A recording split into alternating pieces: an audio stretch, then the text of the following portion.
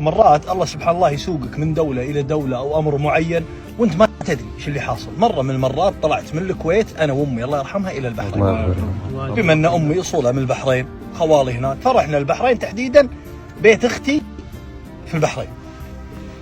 خليت أمي ساعة واحدة في الليل والله العظيم إني طالع مالي أي قصد، نسيت بوكي ونسيت تلفوني في البيت وركبت سيارتي وطلعت. عمرك وقتها بس؟ اعتقد عمري كان وقتها 20 سنة، كنت توني بالجامعة. طلعت مالي اي مقصد فجأة ونسيت تلفوني وبوكي. المهم ساعة طلعت من بيت اختي، مشيت شوي ولا الدورية الشرطة موقفيني، وقفوني المرور قالوا لو سمحت الإجازة الرخصة.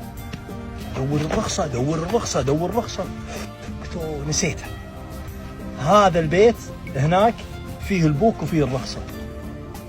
قالوا معك تلفون تتصل على حد؟ قلت لا تلفوني بعد هناك. تعطوني تلفون؟ جاك بوم شايلين الرياجيل حاطيني بالدورية، ما خذيت لهم مسكرين دورية، ركبوا سيارتي وحركوا فيني. يا جماعة الخير شوف ربي شلون هذول يدخلوني على طول على التوقيف. ليه يا جماعة؟ قالوا تعرض الصبح تحديدا توقيف مدينة عيسى. أنا طالع من رفاع الغربي ودوني إلى مدينة عيسى. قالوا تعرض الصبح على وكيل نيابة المرور ويقرر شنو المخالفة. أو قلت يا جماعة الليسن الرخصة موجودة؟ قالوا لا. دخلت التوقيف. أول ما دخلت التوقيف ولا كان الأغلب وافدين، ولقيت ولد صغير قاعد عمره 14. والله يا جماعة أنا ناسي، أسمر وجالس على السرير. جاني على طول قال هلا يا الأخو شلونك؟ قلت الله يسلمك. قال ايش عندك؟ قلت يا أخي فارقني، مو بوقتك، فارقني يا أخي، خليني أشوف المصيبة اللي أنا فيها. أنا بتلفوني بأحد يطلعني أفكر في أمي الحين تحاتيني. وراح قاعد. انتبهت بأن ملابسه ناشرها على السرير، معلقة على السرير، يعني مطول طويل. أنا شفت ملابسه يا جماعة وأنا تروع. قلت يعني هذه مو ساعة ساعتين يومين، لا هذا معلق ملابسه، غاسل ملابسه هذا. وأنا أقوم وأنا أجي السلام عليكم شلونك؟ الله يسلمك. قلت أنت معلق ملابسك؟ قال قلت ليه معلق ملابسك؟ قال أنا صار لي تقريبا ناسي أنا المدة، بس تقريبا 4 شهور 6 شهور. قلت أوف وش مهبب أنت؟ وش مسوي؟ قال أنا أذكر إنه قال كسر زجاج أو شيء، وحطوا علي، عرضوني على وكيل النيابة، قال عطوه غرامة. كم الغرامة؟ قال 100 دينار بحرين، يعني في وقتها 80 كويتي، 1000 ريال سعودي. والله يا جماعة قلت طيب ادفعها اطلع، بس 1000 ريال. قال أنا أبوي متوفي. قلت طيب خل أمك تدفعها.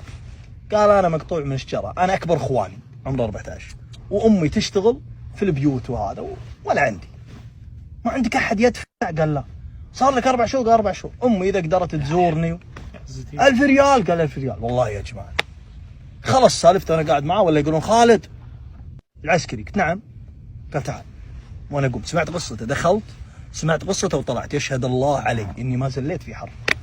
واطلع ولا يقول، ولا يوم طلعني العسكري ولا ولد اختي البحريني واقف ويجي ويسلم علي. ولد اختي هلا خالي شلونك؟ قلت الله يسلمك شلون جيت؟ قال انت يوم مسكوك المرور في الشارع اللي ورا بيتنا شافك واحد من جيرانهم وجاء بلغهم، قال السياره الكويتيه اللي عندكم؟ قال اي خالي. قال هذا مسكوه المرور ترى وخذوه، شوفوا مدينه عيسى. جينا قالوا نبي الرخصه، ردينا خذينا الرخصه ورديت. هذه الرخصه سلمناهم، شافوا الرخصه قالوا خلاص اطلع روح البيت. بس قال دخلت سمعت قصه الرجال وطلعت. الولد ابو 14 سنه. ركبت السياره رديت البيت. دخلت البيت ولا امي تصيح.